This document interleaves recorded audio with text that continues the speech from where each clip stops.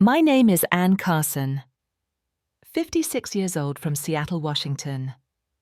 I never thought I would have to stand up to my own son-in-law at a family dinner. For 3 years, Trevor had been draining my savings while treating me with increasing disrespect.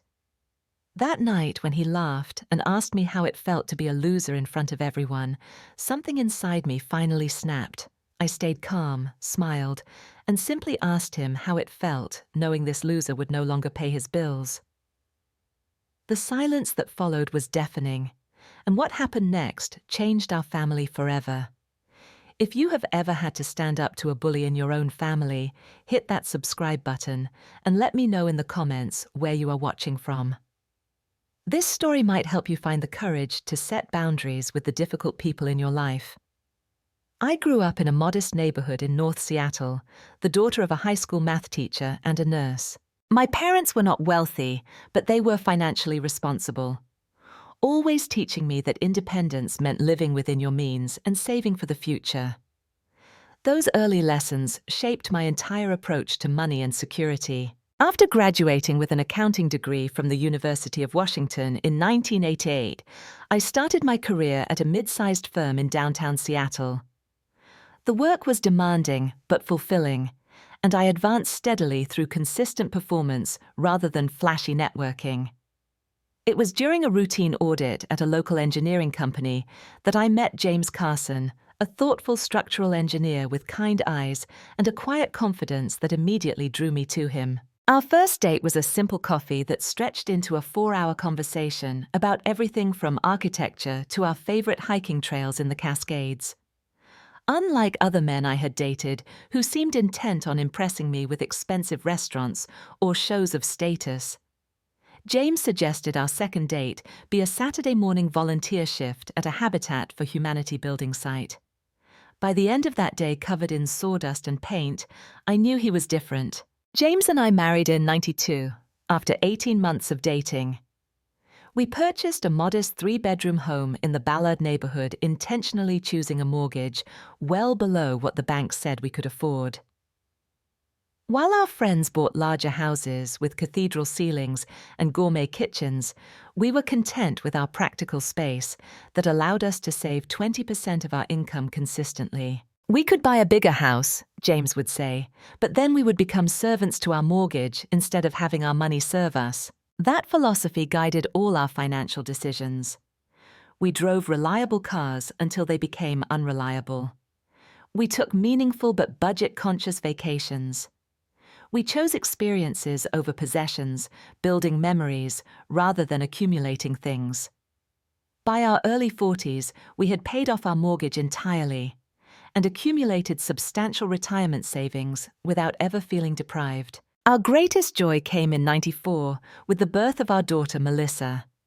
From the moment she arrived with James crying unabashedly as he held her for the first time, our world centered around this perfect little person. We wanted to give her everything, but we were mindful about distinguishing between needs and wants, between generosity and overindulgence. Raising Melissa, we tried to instill the same values our parents had taught us. When she wanted the expensive trendy shoes in middle school, we agreed to pay what the regular shoes would cost, with her covering the difference from her allowance and babysitting money. When she earned her driver's license, she drove our older Honda rather than the new car many of her classmates received. These were not punishments, but lessons in reality and responsibility. The greatest gift we can give her is not things, James would remind me when I occasionally felt guilty about saying no, but the tools to build her own secure and fulfilling life. For the most part, Melissa seemed to absorb these lessons. She was a bright, hard-working student who earned a partial scholarship to Washington State University, with James and I covering the remainder from the college fund we had built since her birth. She chose to major in marketing, showing a creative flair and people skills that neither James nor I possessed with our more analytical minds. Everything changed during Melissa's senior year of college. First came the devastating loss that reshaped our family forever. James went for his usual Saturday morning run, a healthy 53-year-old man with no previous heart issues, and suffered a massive cardiac arrest 3 miles from home. A passing nurse performed CPR, but he never regained consciousness. One ordinary February morning, I became a widow, and Melissa lost her father. The shock and grief were overwhelming. James had been not just my husband, but my best friend, my thought partner in every decision for 25 years. Melissa and I clung to each other through the funeral and the painful weeks that followed. But I could sense her pulling away as she returned to school to complete her final semester. Grief counselors told me this was normal, that adult children often process parental death differently, needing space and distraction rather than the constant presence of shared mourning. Thanks to James' prudent planning, I was financially secure. His life insurance, our investments, and my steady income as a senior accountant meant money was the one thing I did not have to worry about. The emotional void, however, was immeasurable. I threw myself into work, found a grief support group, and tried to establish new routines in a house that felt cavernously empty without his presence. 4 months after we lost James, Melissa called with excitement in her voice that had been absent since his death. She had met someone special, a marketing major named Trevor Brooks. He was charismatic, ambitious, and had already lined up an impressive job at a Seattle tech startup after graduation.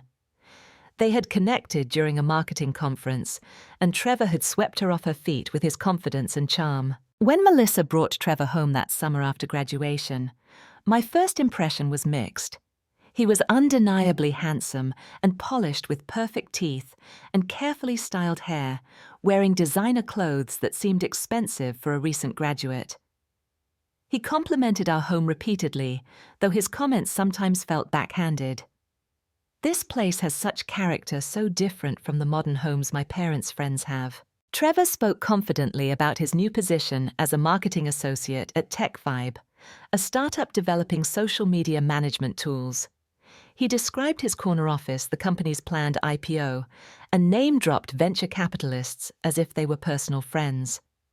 When I asked specific questions about the company's business model or profitability, he smoothly changed the subject, suggesting such details were too boring for a social visit.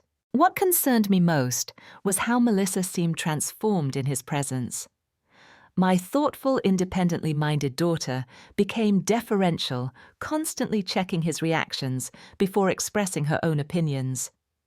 She laughed too loudly at his jokes and seemed anxious whenever he frowned. When I asked about her own job search, Trevor quickly answered that they were focusing on establishing his career first, with Melissa taking a support role until they were properly settled. "She can always work later," he said, patting her hand. "I want to give her the life she deserves." After 8 months of dating, they announced their engagement. Everything moved so quickly that I barely had time to process my concerns. The wedding Trevor and Melissa planned was far more lavish than anything our family would have considered, with a venue costing nearly $30,000 alone. When I gently suggested something more moderate, Melissa became tearful. "Dad would have wanted me to have a beautiful wedding," she said the first time she had weaponized James' memory against me. I relented paying for the elaborate celebration from the money James had left, though I knew he would have had the same reservations I did. At the wedding, I smiled through my complicated emotions, missing James desperately during the father-daughter dance that Melissa shared with my brother instead. Trevor charmed all our relatives and friends, though I noticed he spent more time networking with James' business associates than attending to Melissa. As they settled into married life, the pattern of their relationship with me became clear. They would visit when they needed something, but were increasingly unavailable for regular family dinners or events. Trevor had a gift for making these transactions seem like he was doing me a favor, allowing me to help them as they built their exciting new life. And he would say, never calling me Mom, despite Melissa's encouragement, "We could really use your financial expertise on something. Would you mind if we stopped by Sunday? We will even let you cook for us." His laugh suggested this was generous on their part, allowing a lonely widow the privilege of serving them. Looking back now, I can see I was already being manipulated, but grief and the desire to stay connected to my only child clouded my judgment. The real troubles, however, were just beginning. 3 months after the wedding, I received my first glimpse into Trevor's true character and financial situation. Melissa called, clearly distressed, explaining they were short on rent for their luxury downtown apartment and faced possible eviction. Could I help just this once? I transferred the $2,000, immediately concerned primarily about Melissa's welfare. When I gently asked what had happened with their budget, Trevor explained during their next visit that his company was restructuring compensation packages ahead of a funding round, temporarily reducing his salary, but promising substantial stock options that would make us all wealthy beyond imagination. This became a pattern with increasingly frequent financial emergencies that always had plausible explanations. Their apartment security deposit was unfairly withheld due to normal wear and tear. Their car needed unexpected repairs that insurance unfairly denied. Credit card bills were higher than anticipated due to essential networking events for Trevor's career advancement. What struck me was the contrast between these supposed hardships and their lifestyle. While claiming poverty, Trevor drove a new BMW he had leased to project success to potential clients. Melissa suddenly carried designer handbags and posted Instagram photos from expensive restaurants. When I suggested more affordable alternatives to their spending habits, Trevor would smile condescendingly. "That's the kind of small thinking that keeps people trapped in the middle class," he would say, as if my 30-year career and financial security represented failure. During a holiday dinner at their apartment, I learned more about Trevor's background when his parents visited from Portland. Unlike the old money family, he had implied they were former real estate developers who had lost nearly everything in the 2008 financial crisis. His father made bitter comments about the system that had failed them, while his mother frequently mentioned their former vacation homes and luxury cars. "Trevor was raised for greatness," his mother told me while Melissa was in the kitchen. "He deserves the finer things. We always made sure he had the best, even when we had to sacrifice." The pieces began to fit together. Trevor had grown up with wealth and privilege that disappeared in his teens. His adult life seemed dedicated to recapturing that status without the foundation of actual income to support it. Most concerning was how he had pulled Melissa into this illusion, convincing her that appearances mattered more than financial reality. By their second anniversary, I had loaned them over $40,000 in various emergency bailouts.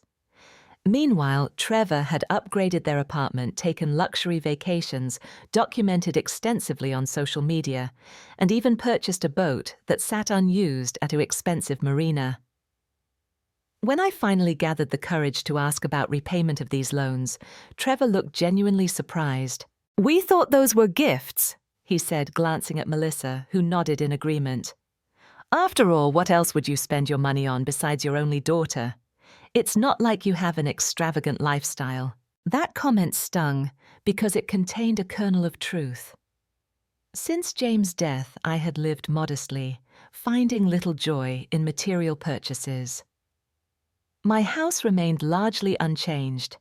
My car was now 8 years old, and my social life revolved around my book club and volunteer work. But this was by choice, not limitation. And Trevor's implication that I was somehow deficient for living within my means revealed his warped values. The situation deteriorated further when Melissa announced her pregnancy. While overjoyed at becoming a grandmother, I was concerned about their financial instability. Trevor immediately began talking about needing a larger house in a better school district, with not-so-subtle hints that I should help with the down payment.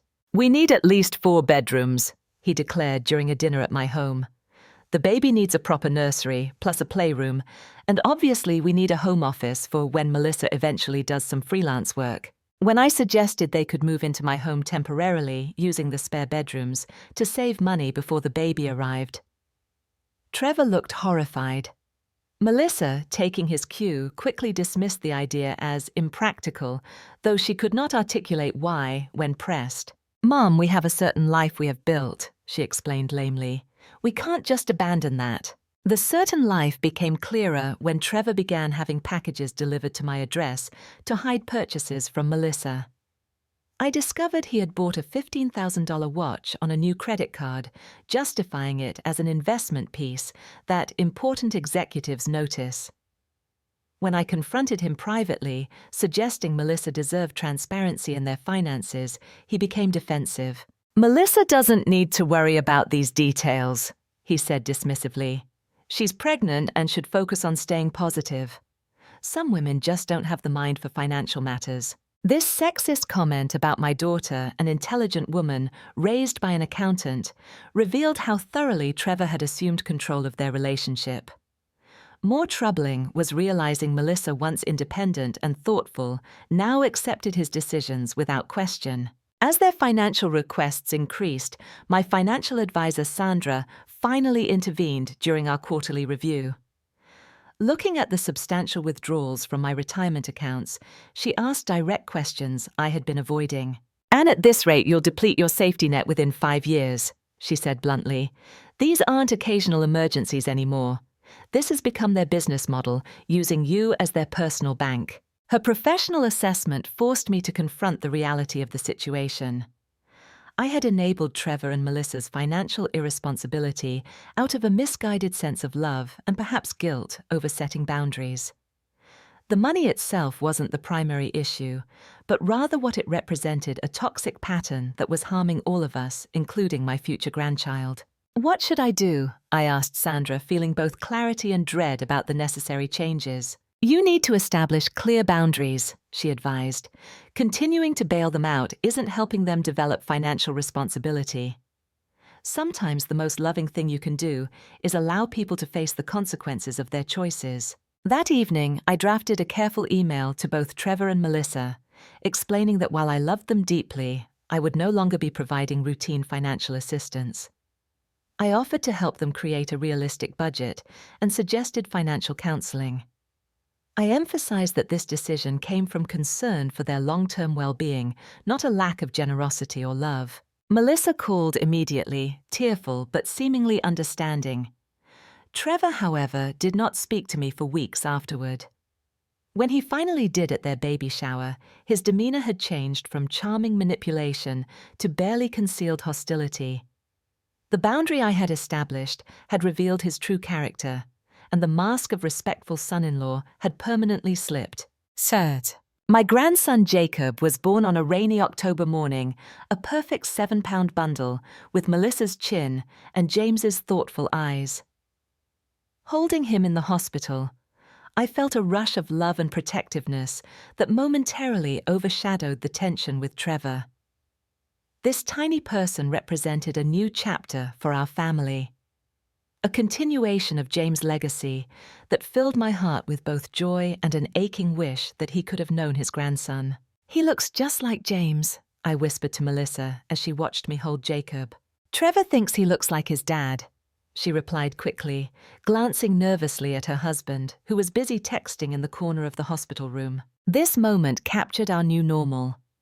Every interaction was now filtered through Trevor's perspective, with Melissa constantly managing my reactions to avoid triggering his disapproval. I focused on supporting her through the challenges of new motherhood, bringing home cooked meals, offering to babysit, and purchasing practical necessities for the baby. Trevor seemed disappointed with my gifts, high quality but not designer baby clothes. A thoroughly researched car seat, rather than the trendy stroller system that cost 3 times as much educational toys, instead of the elaborate nursery decor he had expected. When I offered to take professional newborn photos as a gift, he declined, saying they had already booked a celebrity baby photographer whose clients included Seattle Seahawks players and local tech executives. As Melissa navigated postpartum recovery and newborn care, I noticed concerning patterns in their household. Trevor frequently disappeared for essential networking events that kept him out until the early morning hours. He complained about sleep deprivation, despite Melissa handling all-night feedings. He scrolled through his phone during my visits, making occasional cutting remarks about my appearance or home whenever Melissa left the room. "No offense, Anne, but have you thought about updating your style?" he commented once while Melissa was changing the baby. Those mom jeans and sensible shoes might have worked in the 90s, but you could try a little harder now that you're a grandmother. First impressions matter in our circles. I bit my tongue, recognizing his comments as deliberate attempts to undermine my confidence and maintain control. Instead, I focused on my growing bond with Jacob and supporting Melissa whenever Trevor permitted my involvement. This delicate balance was disrupted 4 months after Jacob's birth, when I lost my accounting position during a corporate downsizing.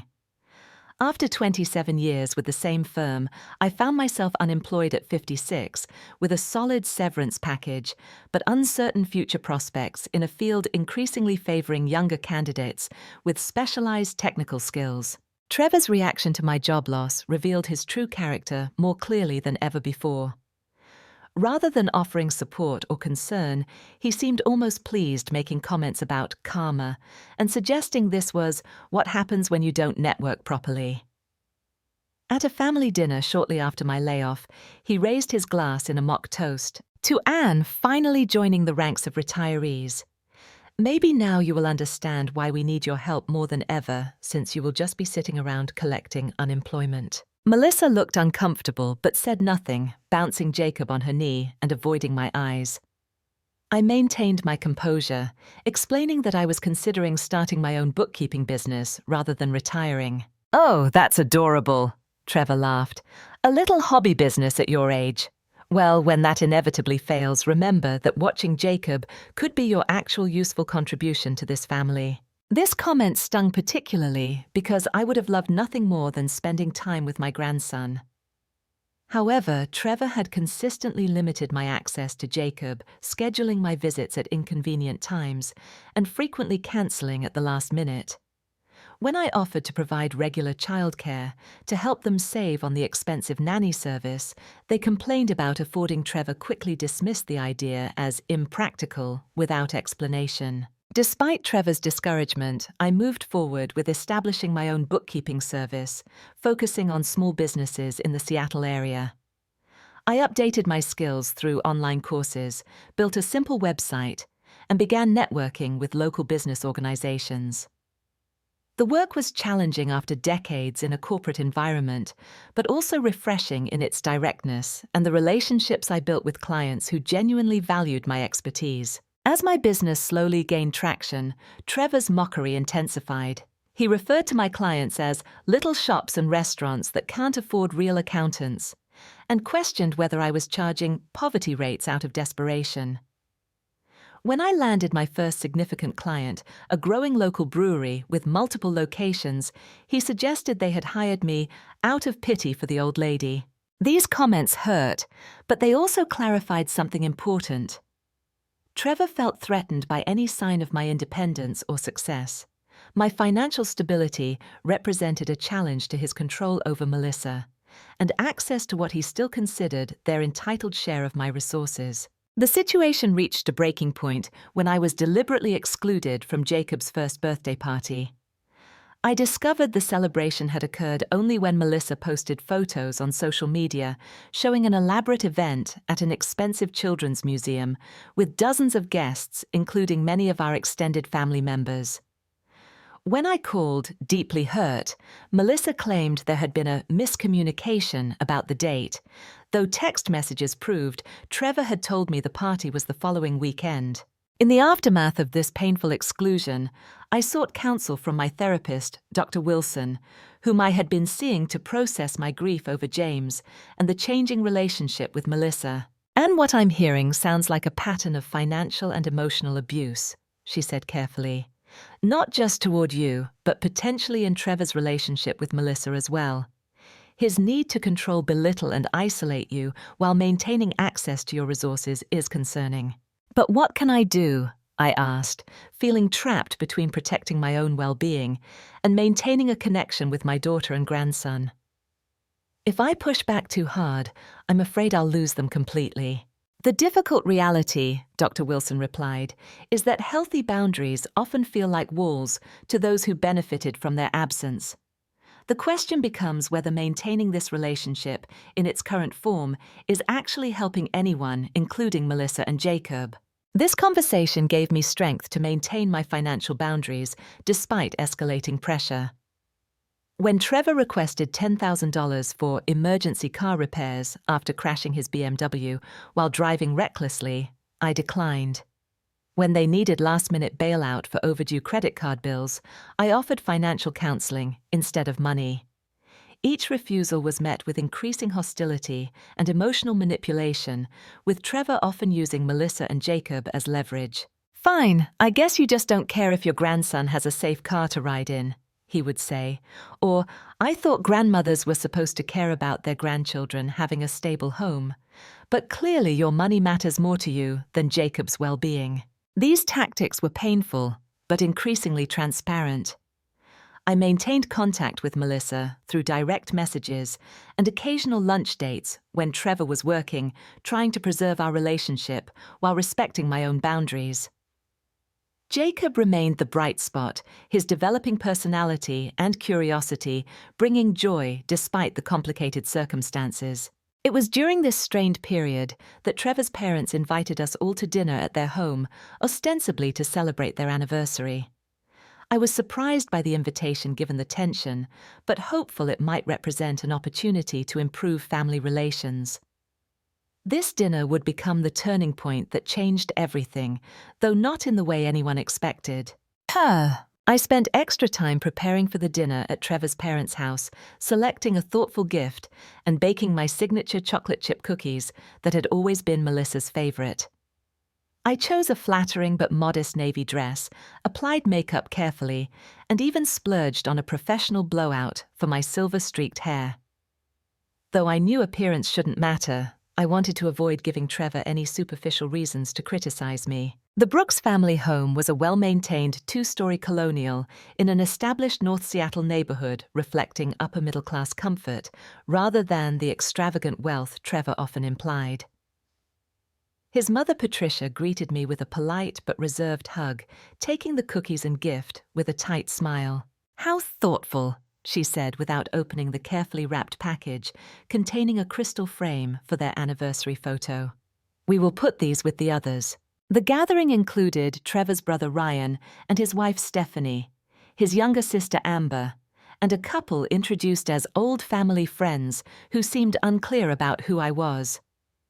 Melissa sat in a corner of the living room, bouncing Jacob on her knee while looking uncharacteristically tense. Trevor stood confidently by the fireplace, drink in hand, holding court with animated stories about his latest work projects. "And you finally made it," he called as I entered the room, checking his watch pointedly, though I was precisely on time. "We were just discussing the market. Ryan just closed a phenomenal real estate deal, haven't you, bro?" Ryan, a commercial real estate agent with a firm handshake, and Trevor's same perfect teeth launched into details of a recent office building sale. Stephanie chimed in about her interior design business that was absolutely swamped with clients. Amber mentioned her fashion industry connections in passing. The conversation seamlessly flowed from one success story to another, with each Brooks family member outdoing the previous one. Throughout the pre-dinner drinks, I noticed Patricia watching me with evaluating eyes, occasionally whispering to her husband Charles, who nodded gravely. Their scrutiny made me increasingly uncomfortable, as did the pointed questions about my retirement and living situation. "So you're in that same little house in Ballard?" Patricia asked with faint disapproval. "I would have thought you might downsize to one of those nice senior communities by now." "I love my home," I replied evenly. "It has wonderful memories, a garden I enjoy, and plenty of space for when Jacob visits." "If he visits," Trevor interjected with a smirk. "We're so busy with our social calendar and his development activities that it's hard to find time for casual drop-ins." Dinner was served in their formal dining room, a multi-course meal that Patricia repeatedly mentioned she had prepared entirely herself, though I noticed catering containers in the kitchen when helping bring water glasses. The conversation initially centered around Jacob, with appropriate cooing over his recent accomplishments, before inevitably shifting back to careers and finances. "So, Anma?" Charles asked while serving wine. I noticed Trevor was consuming rapidly. "What exactly do you do with your time now that you're not working at that accounting firm?" Before I could answer, Trevor jumped in. She has a cute little bookkeeping side hustle, basically glorified data entry for tiny businesses that can't afford real financial services. He chuckled, encouraging others to join his amusement. I took a measured breath. Actually, I've established a specialized bookkeeping and financial advisory service for small to medium local businesses. I have 14 clients currently, with 3 more starting next month. How quaint, Patricia murmured. It must be nice to have a hobby at your age. Trevor, emboldened by alcohol and his parents' tacit approval, continued. Mom, you don't understand. Anne isn't doing this for fun. She actually needs the money since she got laid off. Apparently, all those decades of corporate accounting count for nothing when they decide you're past your prime. An uncomfortable silence fell briefly before Ryan attempted to change the subject to a recent Seahawks game. However, Trevor was determined to continue his commentary on my career situation. I was telling Melissa that Anne is the perfect cautionary tale about corporate loyalty, he continued, refilling his wineglass. 30 years at the same firm, playing by all the rules, and then dumped without a second thought. That's why I'm building my personal brand and network instead of being some company's workhorse. Trevor, Melissa said quietly, maybe we could talk about something else. What, I'm just stating facts, he replied with exaggerated innocence. I think it's an important lesson for everyone here. Loyalty and hard work don't pay off in the end. Look at Anne starting over at an age when most people are planning retirement cruises. Each comment felt like a deliberate jab designed to diminish me in front of his family, while positioning himself as the insightful observer. I maintained my composure, focusing on eating small bites of the overly dry salmon while avoiding eye contact with Patricia's scrutinizing gaze. The situation escalated during dessert when conversation turned to summer vacation plans. Ryan and Stephanie described their upcoming trip to Italy, while Amber mentioned a fashion event in Paris she would be attending. Trevor, not to be outdone, announced that they were considering a month-long rental in Hawaii. We deserve some serious luxury after the year we've had with the baby, he declared, though this was the first Melissa had apparently heard of these plans, judging by her surprised expression. That sounds expensive, I observed neutrally. Hawaii in summer is peak season. Trevor's expression darkened. Some of us are actually building successful careers that allow for these kinds of experiences, Anne. I just closed a major marketing deal that you wouldn't understand. I'm sure it's wonderful, I replied, trying to de-escalate. I was just surprised since Melissa mentioned you were concerned about the mortgage payment last week. The flash of anger in Trevor's eyes told me immediately I had made a tactical error. Melissa looked down at her plate, while Patricia and Charles exchanged knowing glances. Not everyone obsesses over pinching pennies, Trevor said coldly. Some people actually enjoy life instead of hoarding money and living like they're still in the 1990s. The tension in the room was palpable. Charles attempted to smooth things over by offering coffee, while Patricia began clearing plates with pointed efficiency. I offered to help, but was firmly rebuffed. We have systems for these things, Patricia said dismissively. Just stay seated. As dessert plates were cleared and coffee served, Trevor continued drinking wine, growing increasingly bold in his comments. He began recounting a story about my ancient car breaking down recently, embellishing details to make me sound helpless and technologically incompetent. She was sitting there trying to figure out how to use the Uber app. He laughed, though. In reality, I had called roadside assistance myself and handled the situation capably. Literally couldn't figure out how to enter her location. I had to talk her through it like she was a child. When I quietly corrected his version, noting that I used rideshare apps regularly, he waved dismissively. Don't be embarrassed, Anne. Everyone knows people your age struggle with technology. It's not your fault you can't keep up anymore. Each inaccurate portrayal and condescending comment built upon the previous, creating a caricature of me as incompetent, outdated, and pitiable. What hurt most was watching Melissa remain silent occasionally, offering a tight smile, but never defending me against these characterizations. The breaking point came when Trevor began mocking my excitement over recently landing a new client, a local chain of fitness studios. I had mentioned this achievement to Melissa during a rare mother-daughter lunch, feeling proud of building my business despite the challenges of starting over in my 50s. "You guys should have heard her," Trevor said, imitating my voice in a wavering, elderly tone I do not possess. "I got a real client. A real business wants my services, as if it's shocking that someone would hire her. The bar is so low that basic competence feels like a massive victory." He looked directly at me, his expression cruel and dismissive, before asking the question that would change everything. "Seriously, Anne, how does it feel to be a loser? Working for peanuts at your age when you should be retired?" A shocked silence fell over the table. Melissa whispered, "Trevor, stop," without conviction. Ryan looked uncomfortable, while Patricia and Charles seemed embarrassed not by their son's behavior, but by the explicit nature of what had previously been implied more subtly. In that moment, something crystallized within me. I saw with perfect clarity what was happening and had been happening for years. This was not just an insensitive comment fueled by alcohol, but the culmination of a systematic campaign to diminish me to justify their entitlement to my resources by positioning me as incompetent and my boundaries as unreasonable. I set my coffee cup down carefully, meeting Trevor's challenging gaze with a calm I did not entirely feel. The room seemed to hold its breath as I considered my response. When I finally spoke, my voice was steady and clear.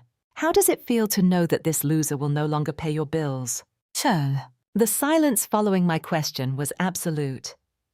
Jacob's soft babbling from Melissa's lap was the only sound in the dining room as everyone processed what I had said.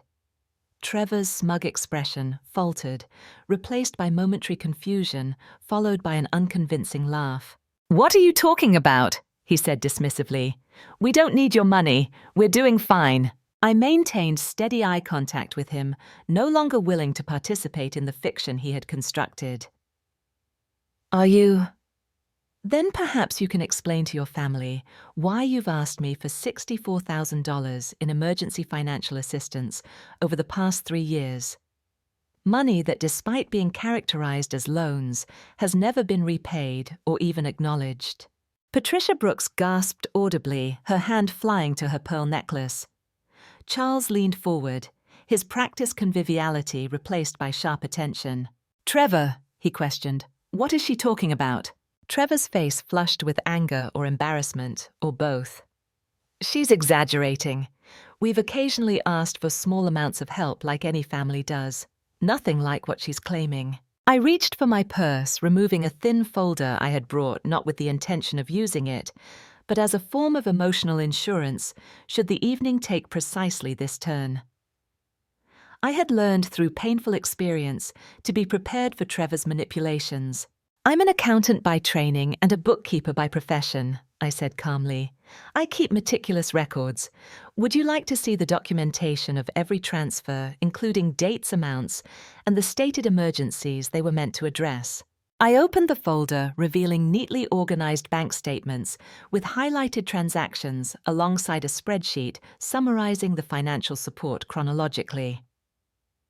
The most recent entry was dated just 2 weeks prior, a $3,000 transfer for essential car repairs that had somehow resulted in new golf clubs visible in Trevor's Instagram photos. "This is absurd," Trevor sputtered, but his protest lacked conviction as his parents leaned in to examine the evidence.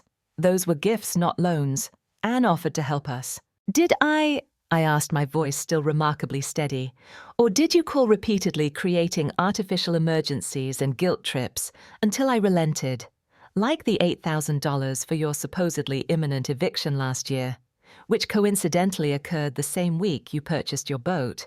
Melissa, who had remained silent, looked increasingly uncomfortable as the details emerged. "Trevor," she said quietly, "you told me that boat was purchased with your work bonus." "It was," he insisted quickly. "Anne's mixing things up. You know how confused she gets sometimes." Charles Brooks, who had remained largely in the background during previous family gatherings, suddenly took a more active role. With the practiced authority of someone accustomed to boardrooms, he asked, "Anne, may I see that documentation more closely?" I passed the folder across the table, noting Trevor's growing agitation. Charles reviewed the contents methodically, occasionally glancing at his son with an expression of increasing disappointment. "Trevor," he finally said, "there appears to be a pattern here that requires explanation." Before Trevor could respond, I continued with the revelations I had withheld for too long. "What troubles me isn't just the financial dependency, but the deliberate deception involved.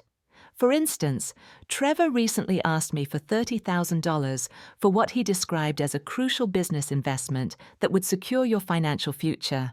I turned to Melissa, whose eyes widened in surprise. "You didn't know about that request, did you?" $30,000, she whispered, shifting Jacob to her other knee. "When was this?" "Last month," I replied gently, "when Trevor said he was golfing with clients but was actually meeting with me to request the money." I declined, which is likely the real reason behind tonight's public humiliation attempt. Trevor's facade of casual confidence completely crumbled. "You have no right to discuss our private financial matters in front of everyone," he said, his voice rising. "This is between us." "Is it?" I asked. "Because you've made my financial situation, my career, and my personal worth topics for public discussion and mockery all evening. Why should your financial choices be treated with greater privacy than you've afforded me?" Patricia, who had been uncharacteristically silent, finally spoke. "Trevor, please tell me you haven't been taking advantage of Melissa's mother this way, after everything we taught you about financial independence." Trevor's response was to deflect blame in all directions. "You don't understand the pressure I'm under. The expectations to maintain a certain lifestyle, to network with the right people, to project success. Anne has more money than she needs just sitting there while we're trying to establish ourselves." "Establish what exactly?" I asked. "A lifestyle built on deception and dependency. I've watched you criticize my modest home while failing to pay for your own. Mock my reliable car while financing a luxury vehicle you can't afford. Belittle my career while contributing minimally to your household expenses." Ryan, who had been observing with increasing discomfort, unexpectedly joined the conversation. "Trev, this sounds like what happened with Aunt Margot's money. Dad remember when Trevor convinced her to invest in that startup that never existed." This revelation caused another shockwave through the room. Charles's expression hardened further, while Patricia closed her eyes briefly as if in physical pain. "That was different," Trevor protested weakly. "I was going to pay her back when my investments matured." "What investments?" Ryan pressed.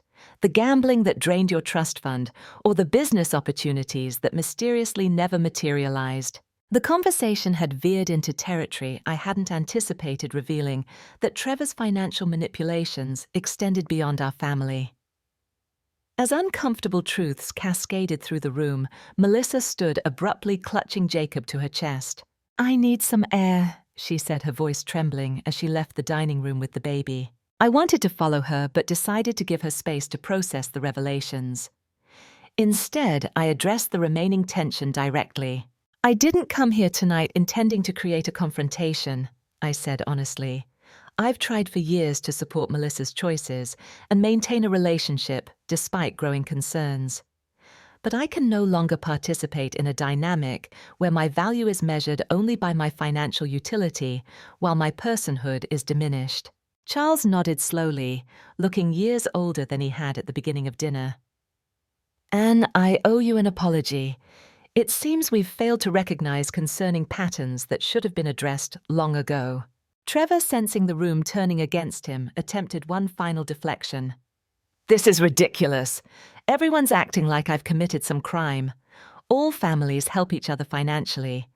Anne is just bitter because her life is empty, and controlling us with money gives her purpose." "Is that what you tell yourself?" I asked, feeling a strange calm despite the chaos. "That my boundaries are about control rather than well-being. That my concern about your spending is bitterness rather than wisdom. I wonder if that narrative helps you sleep at night while planning your next request for funds." Before Trevor could respond, Melissa returned without Jacob explaining she had put him down for a nap in the guest room. Her eyes were red-rimmed, but her expression was resolute in a way I hadn't seen since before her marriage. "I need to understand exactly what's been happening," she said, addressing both Trevor and me, because I'm hearing two completely different versions of our financial situation, and I don't know what to believe anymore. I recognized this moment as pivotal and chose my words carefully. Melissa, I've tried for years to support your choices without judgment, but at some point silence becomes complicity. The truth is that Trevor has systematically misrepresented your financial situation to both of us. He tells me you're on the verge of crisis while telling you that everything is under control. Trevor attempted to interrupt, but Melissa held up her hand firmly. Let her finish. The most concerning part, I continued, is that these deceptions have created distance between us that serves Trevor's purposes. When I express concern about financial decisions, I'm portrayed as controlling. When I set boundaries, I'm characterized as selfish. This systematic undermining has isolated you from family who genuinely care about your welfare. Melissa turned to Trevor, her expression hardened by emerging clarity. Is this true? Have you been asking my mother for money without telling me? Trevor's response was to attack rather than address the question. She's twisting everything. Of course, I've occasionally asked for help when we needed it. That's what family does. But she's making it sound calculated when it was just survival. Survival requires a BMW and boat payments, Charles interjected skeptically. Trevor, this pattern is disturbingly familiar. What pattern? Melissa asked, looking between Trevor and his father. Patricia sighed deeply before answering. Trevor has had difficulties with financial responsibility before. There were incidents in college with credit cards, then the situation with Charles's sister that Ryan mentioned. We thought he had outgrown these tendencies. As the conversation continued, more troubling details emerged. Trevor had apparently approached his parents for significant sums as well, though they had been more resistant than I had initially been. His gambling issues, which I was learning about for the first time, had resulted in substantial debts during his early 20s that his parents had reluctantly covered to prevent legal consequences. Most shocking was the revelation that Trevor had been fired from his previous position for expense account irregularities, not headhunted for his current role, as he had claimed.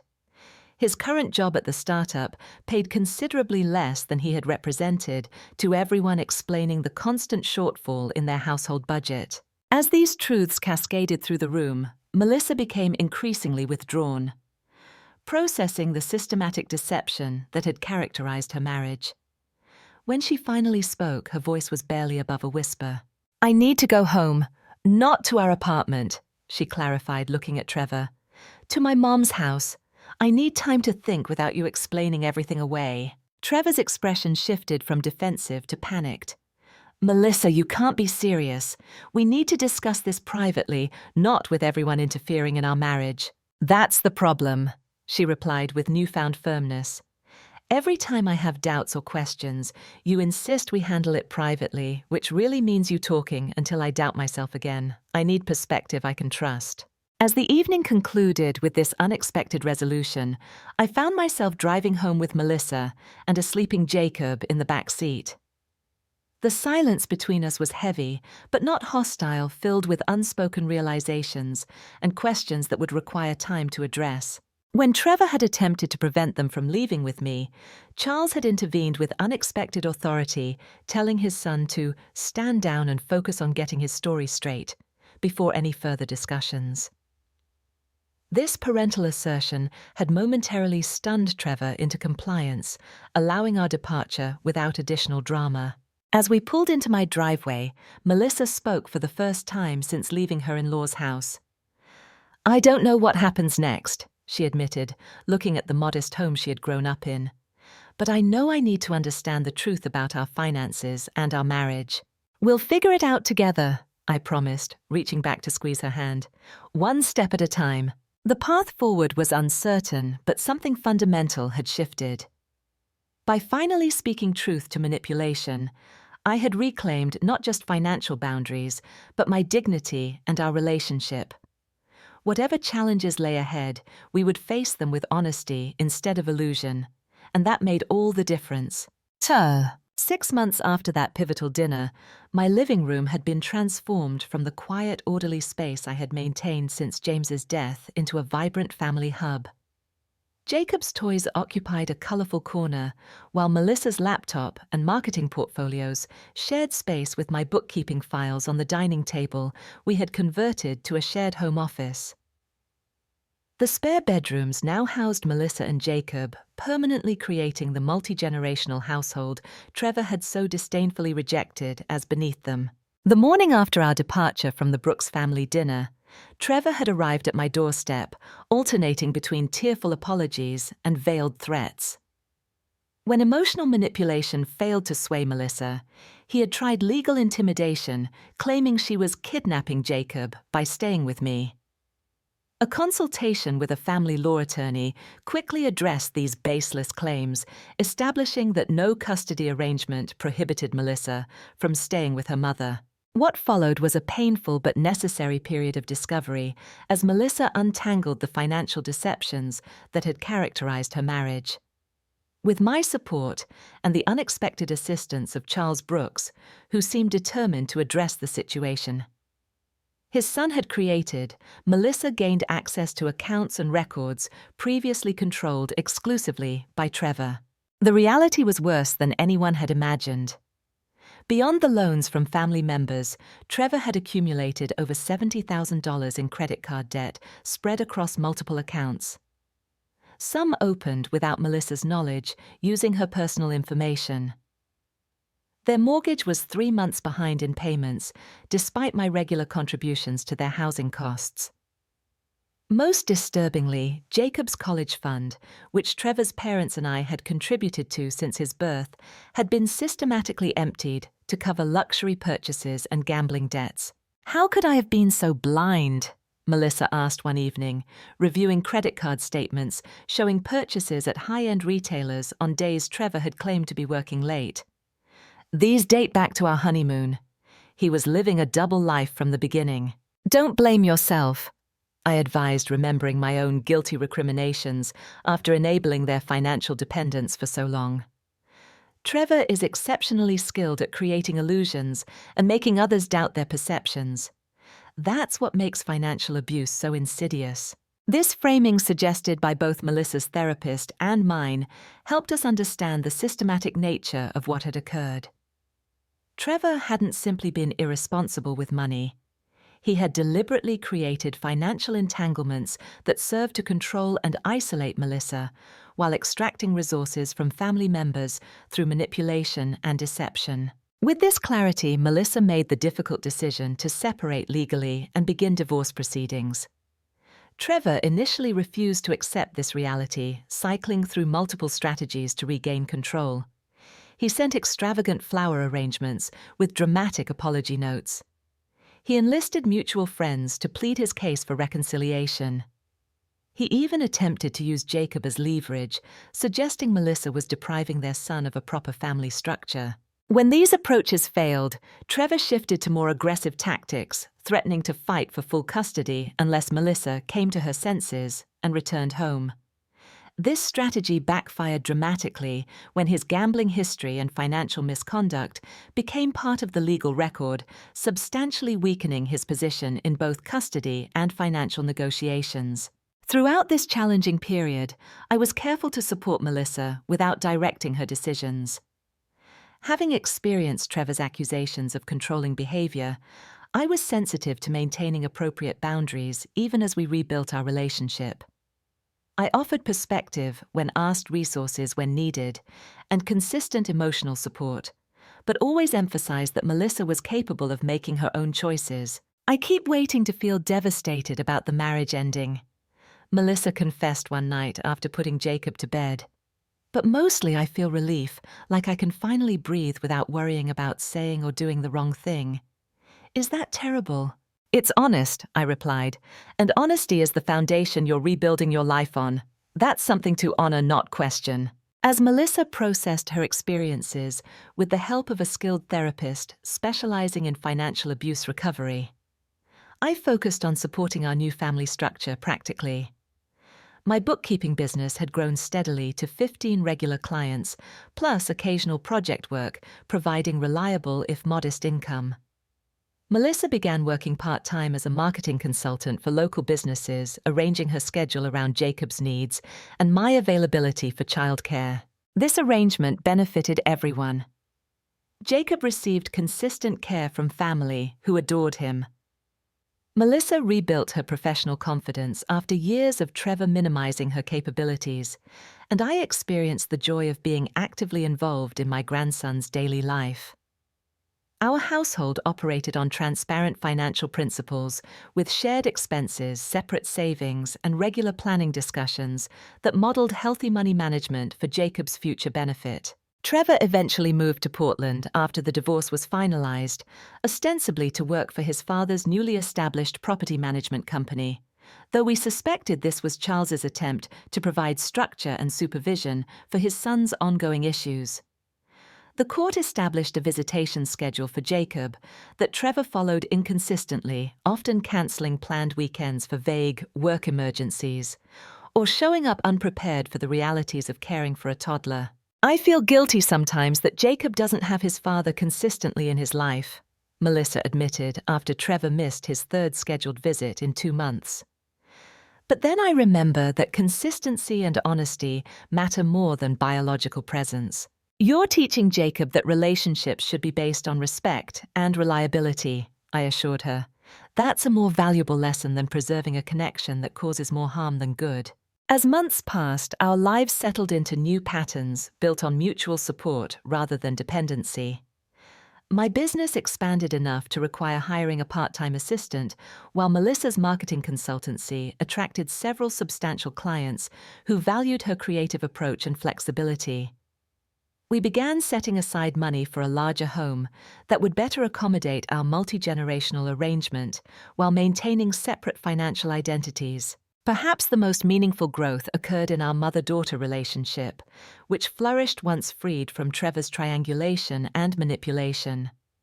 The honest conversations necessitated by our circumstances allowed us to address long-standing patterns and misunderstandings. Melissa acknowledged how she had allowed Trevor to drive wedges between us, while I recognized my tendency toward overprotection that sometimes manifested as control. "I wish Dad could see us now," Melissa said one Sunday as we worked together in the garden James had once tended so carefully. "He would be proud of how we figured things out together."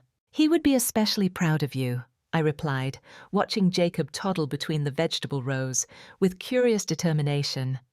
"Your resilience and courage in facing difficult truths would have amazed him." "I get that from both of you," she said, simply handing me another tomato seedling to plant. This moment captured what we had built from the ashes of betrayal and disillusionment. Not perfect resolution or fairy tale endings, but authentic connection rooted in truth and mutual respect. The financial boundaries that Trevor had characterized as selfish control had ultimately created space for genuine support and shared purpose. As spring turned to summer, our lives continued evolving in unexpected ways. I reconnected with an old friend from my accounting firm, recently widowed himself, who became a regular dinner guest and supportive presence. Melissa cautiously began dating a kind special education teacher whose thoughtful approach to finances and relationships stood in stark contrast to Trevor's flash and manipulation. Jacob thrived in our stable, loving environment, developing the confidence that comes from consistent care and clear boundaries. One evening, as we sat on the back deck watching fireflies with Jacob, Melissa turned to me with an expression of calm clarity I had missed seeing during her years with Trevor.